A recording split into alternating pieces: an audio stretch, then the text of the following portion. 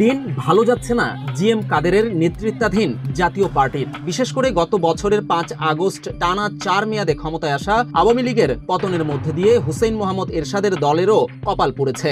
আওয়ামী লীগের মতোই জাপা নিষিদ্ধের দাবি উঠেছে, তেমনি দলের নেতাকর্মীদের গ্রেফতার ইস্যুতে সোচ্চার ছাত্র জনতা। সেই সঙ্গে প্রধান উপদেষ্টার সংলাপেও ডাকা হচ্ছে না দলটিকে।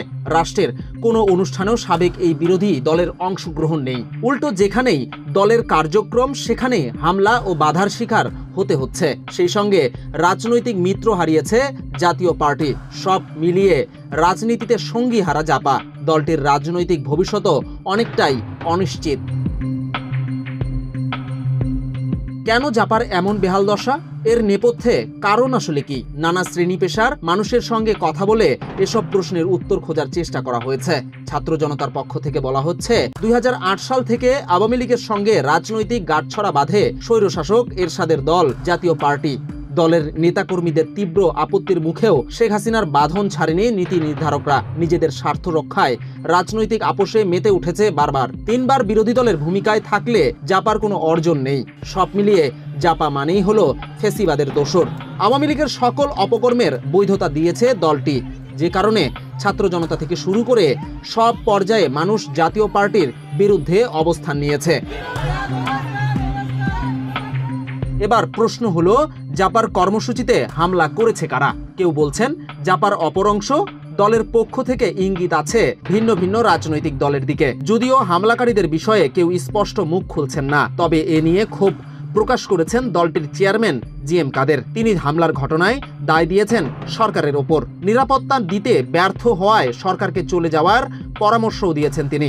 সাথে সাথে আগামী নির্বাচনে অংশ না নেওয়াও ইঙ্গিত দিয়েছেন সাবেক এই মন্ত্রী। বর্তমানে আইন শৃঙ্খলা পরিস্থিতি এমন একটা পর্যায়ে গেছে যেটা বর্ণনার অতীত।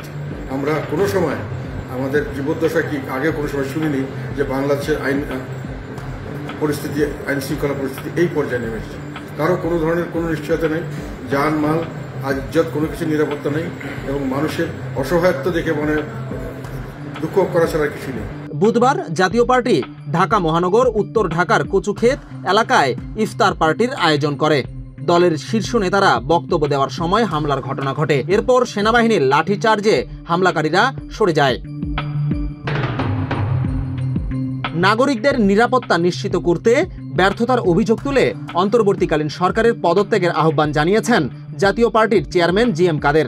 বুধবার 19 মার্চ এক ভিডিও বিবৃতিতে কাদেরের বর্তমান আইনশৃঙ্খলা পরিস্থিতি নিয়ে গভীর উদ্বেগ প্রকাশ করে বলেন, দেশের আইনশৃঙ্খলা পরিস্থিতির অবনতি বর্ণনাতীত, জনগণের জানমালের নিশ্চয়তা নেই। তিনি আরও বলেন, সরকারের প্রধান দায়িত্ব নাগরিকদের নিরাপত্তা নিশ্চিত করা, কিন্তু তারা সে দায়িত্ব পালনের সম্পূর্ণ ব্যর্থ হয়েছে। বর্তমান সরকারের দেশ চালাতে ব্যর্থ উল্লেখ করে কাদের বলেন, যেহেতু তারা দেশ পরিচালনা করতে পারছে না, তাই তাদের ক্ষমতা ছেড়ে দিয়ে যাওয়া উচিত। তারা যত তাড়াতাড়ি চলে যান, দেশ ও জাতির জন্য ততই মঙ্গল। তিনি আশঙ্কা প্রকাশ করে সরকার আইনশৃঙ্খলা পরিস্থিতির অবনতি ঘটিয়ে তা ক্ষমতা দীর্ঘায়িত করার অজুহাত হিসেবে ব্যবহার করতে পারে বলেও মন্তব্য করেন।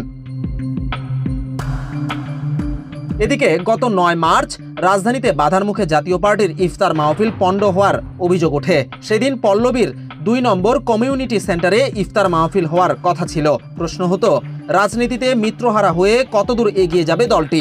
তাই জাতীয় পার্টির ভবিষ্যৎ নিয়েও শঙ্কা প্রকাশ করেছেন অনেকেই। বিজন কুমার, বাংলাদেশ প্রতিদিন।